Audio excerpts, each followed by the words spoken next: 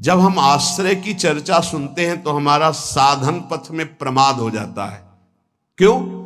इसलिए कि आश्रित नहीं हो, तुम्हारी अहमता ममता समर्पित नहीं है, इसलिए अहमता ममता समर्पित हो जाए। उसका परिचय है नारद जी की भक्ति सूत्र में, आश्रय का परिचय है।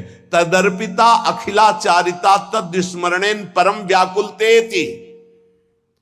समस्त आचरण शरीर ये समर्पित, एक क्षण के लिए भी विस्मरण होने पर परम व्याकुलता, ये आश्रित का लक्षण है। अभी समझ ही नहीं पाए कितना बड़ा आश्रय, आश्रय का स्वरूप। भक्त के सामने ध्यान दीजिए, बहुत महिमामयी बातें अनुभवी हृदय से निकली हुई हैं।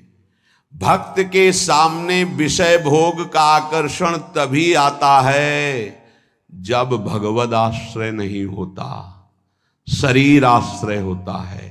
अहमता ममता हमारे पास है, हमने समर्पित नहीं किया इष्ट और गुरुदेव को, तभी विषय आकर्षण आता है, तभी विषय आता है। विषय जिसके सामने आता है तो भगवदाकार वृत्ति नहीं आती है।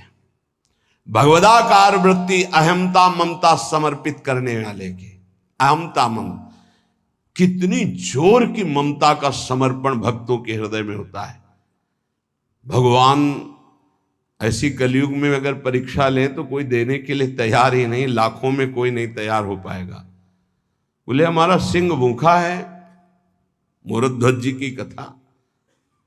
हाँ प्रभु, आपको समर्पित तन मन प्राण, अभी आरा चला क्या, मतलब गजब की भक्ति, गजब का समर्पण, अहमता ममता समर्पित है। दीवाल में चुने जा रहे हैं गुरु गोविंद सिंह के दोनों लाडले, 9 किशोर अवस्था है, अब मान जाओ, धर्म का त्याग कर दो, हमारे धर्म को स्वीकार नहीं।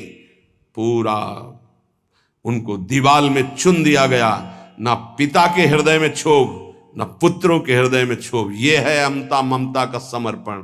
जरा देखो हम भक्ति का कैसा समर्पण होना चाहिए, कैसा समर्पण किए, तो एक तरह से उपहास कर रहे हैं।